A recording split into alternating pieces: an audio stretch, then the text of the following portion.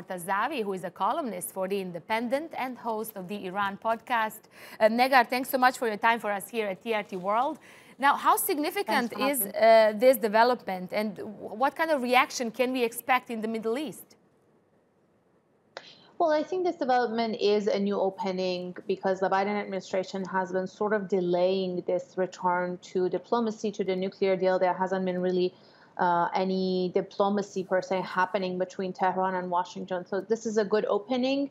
We're also looking to President Biden's speech tomorrow at the Munich Security Conference. I think there will be an indication there of what the direction of the administration is. But I think after about a few weeks of settling in for the administration, this is finally the diplomatic opening that everyone expected.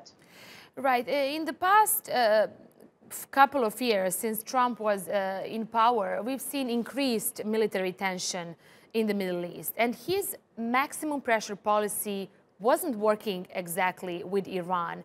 So as you just said, we are still waiting to see what kind of approach will Biden have. But does this mean that the negotiations with Iran will have to take place as soon as possible?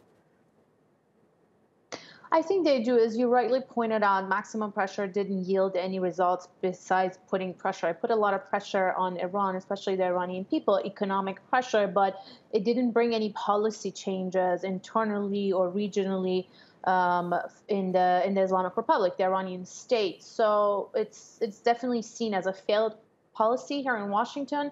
And President Biden has promised to renew diplomacy and return to the JCPOA, the nuclear deal with Iran. How fast he's going to make that happen, it's still unclear because this administration, first of all, is still settling in, and also the issue that's taking priority over everything is COVID, like any other country in the world. Right. But then on the Tehran side, the Iranians want this to happen as soon as possible, for sure. Iran has recently started producing uranium metal. Can we expect Iran to stop these kind of activities now when Biden is back at the helm in the White House?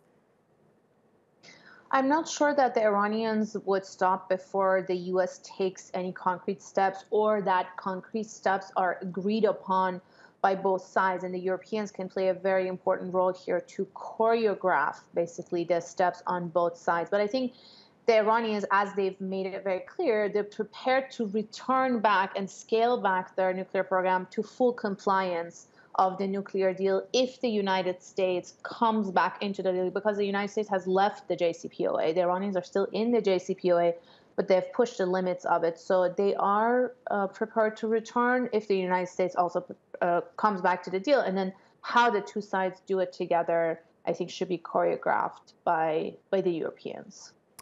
Okay, thanks so much for your time for us here on TRT World. Negar Mortazavi there.